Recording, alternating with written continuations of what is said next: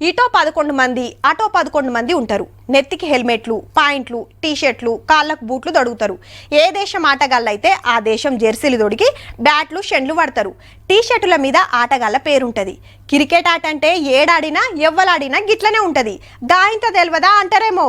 టీవీలా గ్రౌండ్లా ఎన్నో ఆటలు చూసి ఉంటారు. కానీ గీళ్ళ ఆట చూస్తే సప్పట్లు కొడతారు పక్కా.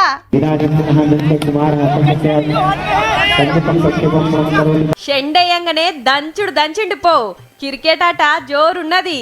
కానీ పాయింట్ల మీద కాదు, పంచెలు కట్టుకొని ఆడుతున్నారు. బ్యాట్ పట్టినోళ్ళు, బౌలింగ్ చేస్తోళ్ళు, ఫీల్డింగ్ చేస్తోళ్ళు, ఆఖరికి అంపైర్ సుత అందరికందరూ పంచెలు కుర్తలు తొడిగిండ్రు. మధ్యప్రదేశ్లో అయ్యవార్లు ఇల్లంతా 4 గ్రూపులు అయ్యి పోటీలు పెట్టుకున్నారు.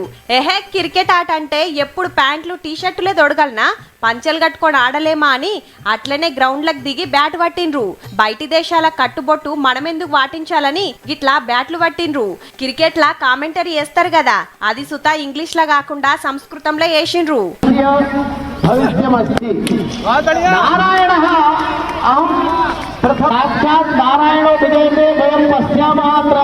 3 రోజులు జరిగే ఆటల పోటీల గెలిచిన టీమును అయోధ్య తీసుకుపోయి రామయ్య దర్శనం చేపిస్తారట. ఇప్పటోళ్లకు మన కట్టుబొట్టు ఎరకజేయాలి, మన పద్ధతులు కాపాడుకోవాలన్నా అయ్యవార్ల ఆపోచనను తారీఫ్ చేయాల్సిందే.